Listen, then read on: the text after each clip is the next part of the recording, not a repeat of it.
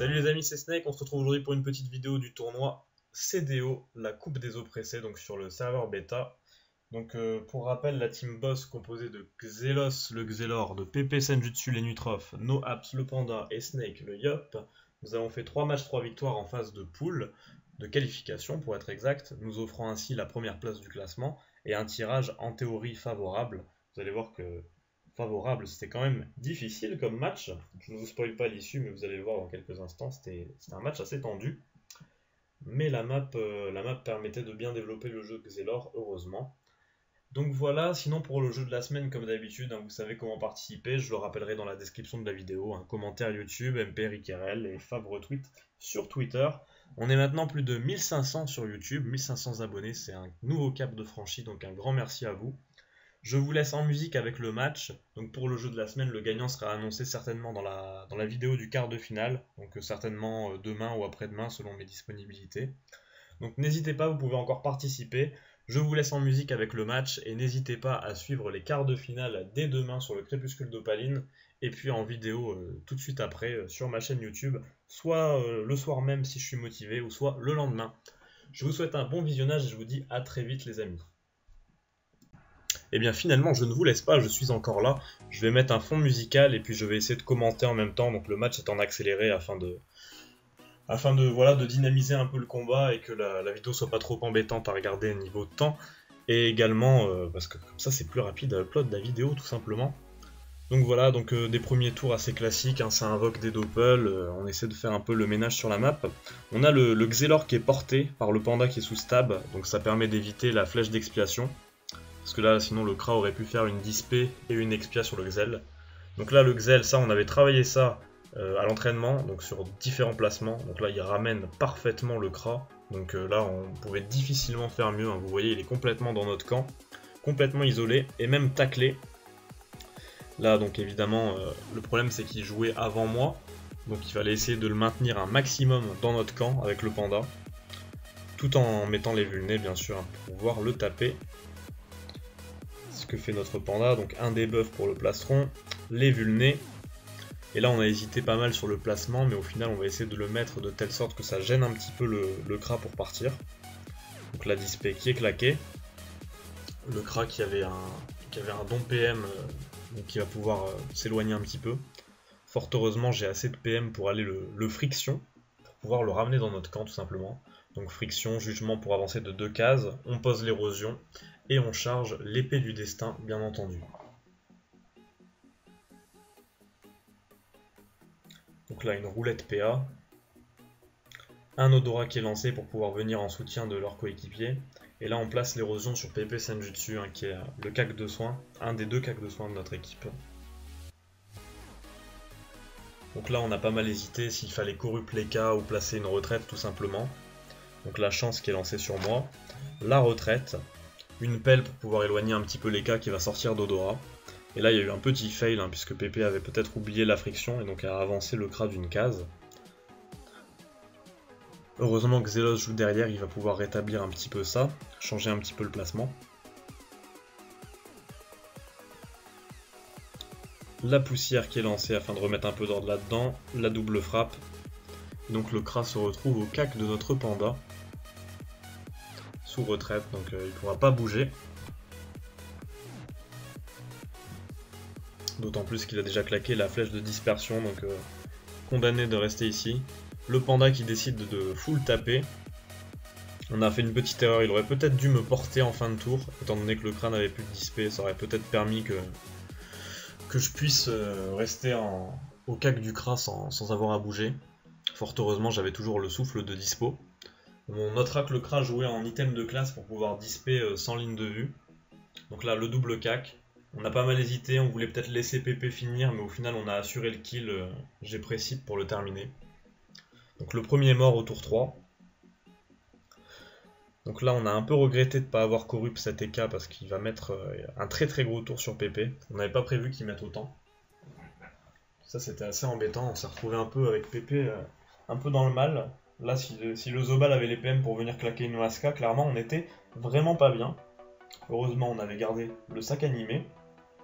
Et cette carotte qui va permettre à Xelos de replacer PP au bercail dans notre camp bien au chaud et de temporiser un petit peu le temps que je sorte de précipitation et qu'on puisse repartir vers l'avant.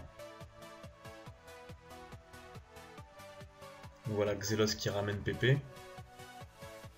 Et changement de focus, donc étant donné que le Kra est mort, on va passer sur cet EK flip.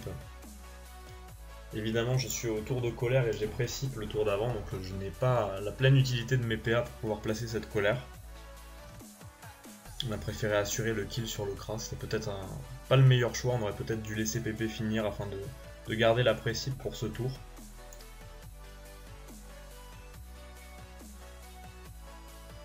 Donc là, le panda qui va placer les vulnés sur cet EK flip, qui va me placer pour la colère, qui va se stab et porter Pépé afin qu'il soit intouchable. Donc une colère à 2000 à peu près, donc sur 40 et quelques pourcents, c'est pas dégueu, hein. Heureusement qu'il y avait les vulnés. Là les EK flip qui tapent sur Xelos.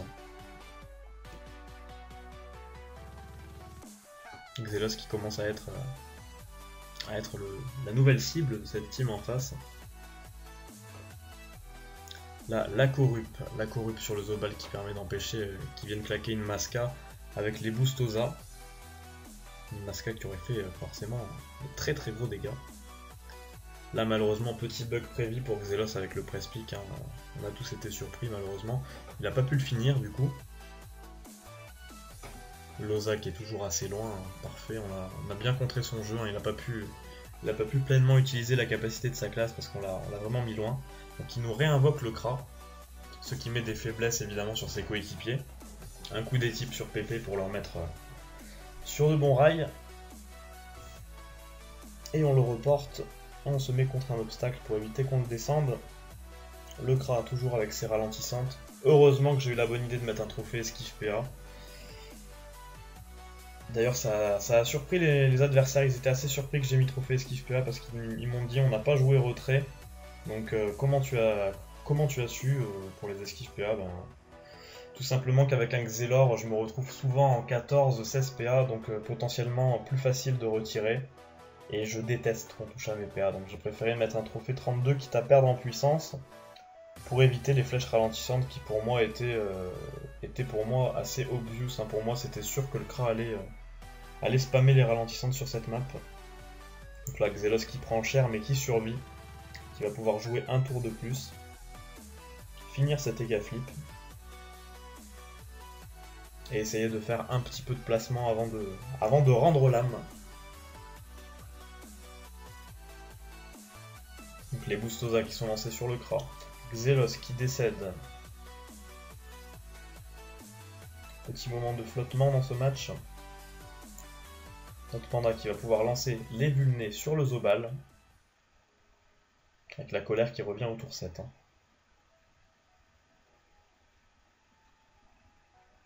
Et donc là toujours ce Kra avec ses flèches ralentissantes assez infâmes sans ligne de vue. Qui touche les 3 persos là-dessus. Les bons dégâts avec les daguerris grâce au vulné. La destin. Un coup critique aurait été mieux mais ça fait quand même de bons dégâts. Le Zobal qui descend très très bas. Mais qui reste en vie, hein. 300 points de vie. 300 points de vie, il survit malheureusement. Il survit et malheureusement il va pouvoir s'approcher de son Osa pour pouvoir avoir une Resnat, un crapaud et des boosts éventuellement. Et en plus un coup des types. Le Zobal qui a failli passer pour 300 points de vie et maintenant qui se retrouve avec un plastron, une Resnat, un coup des types. Petit changement de focus, du coup on va essayer de retuer ce Kra qui a que 1300 points de vie. Il se dispait. Petit fail avec la cinglante alors que je suis en sortie de duel et du retrait PA encore une fois. La colère sur 44% sans boost à 1200. Pépé qui termine derrière. Ça commence à sentir bon dans ce match. Le plus dur est déjà fait.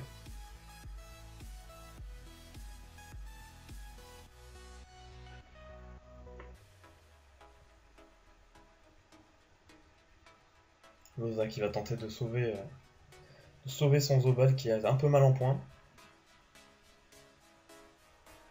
Malheureusement pour lui, on a 2 debuffs dans la team, donc on va pouvoir faire sauter sa Resnat dès que possible. Une souillure qui est lancée, dévulné. Si je le fais passer en dessous de la Vita de la Resnat, PP n'aura plus qu'à le debuff pour le terminer. 2 inti, 1 destin, voilà, objectif atteint. Le debuff qui termine. Et maintenant, voilà, c'est du 3v1. On va se faire un plaisir de conclure ce match avec cette Ozamoda. Une belle résistance de la team Because qui a fait un bon match. Hein. C'était pas évident pour eux avec un Xelor sur cette map. Hein. Vous avez vu que le Kra s'est vite retrouvé très très loin de ses coéquipiers, les obligeant à rusher avec l'Odora. Ils ont opposé une belle résistance. Mais heureusement pour nous, ça va suffire pour cette fois. La team Boss va s'imposer dans ce match et s'offrir un quart de finale contre une team redoutable avec un Enutrof, un Yop, Enutrof, Yop, Eni, Héliotrope. Donc une composition, où l'ordre d'initiative sera prépondérant. Parce que voilà, si on mange une corrupe avec le Yop qui peut taper à travers les portails, bah voilà, on a clairement un joueur qui disparaît de la map, tout simplement. C'est le principe des héliotropes. Hein. Une fois les portails mis en place, ça commence à faire de très gros dégâts et malheureusement, une corrupe peut permettre de terminer un combat. Et voilà, donc la team Boss qui se qualifie pour les quarts de finale de cette Coupe des Oppressés, avec une 4ème victoire en 4 matchs. Donc par contre là, une montagne s'annonce au prochain match. En quart de finale, une team Héliotrope redoutable, avec une map qui va prêter au spectacle. On espère que ça va nous sourire, mais ça va être un match très compliqué à préparer. Donc on va étudier ça. Le match c'est ce jeudi. Je vous invite à suivre les quarts de finale de la Coupe des Oppressés sur le Twitch du CDO, donc Crépuscule d'Opaline, à partir de 19h30 il me semble, et donc toute la nuit vous aurez les quarts de finale du tournoi, et puis sur ma chaîne YouTube bien entendu, soit dans la nuit, soit le lendemain, donc vendredi, pour la vidéo du quart de finale, en espérant que ce quart de finale se finisse par une victoire et qu'on puisse éventuellement retrouver nos amis de Riquerel en demi-finale, pourquoi pas. Donc voilà, je vous souhaite à tous une bonne soirée, une bonne journée selon l'heure à laquelle vous regardez cette vidéo, et on se dit à très bientôt, à demain ou après-demain, pour la vidéo du quart de finale.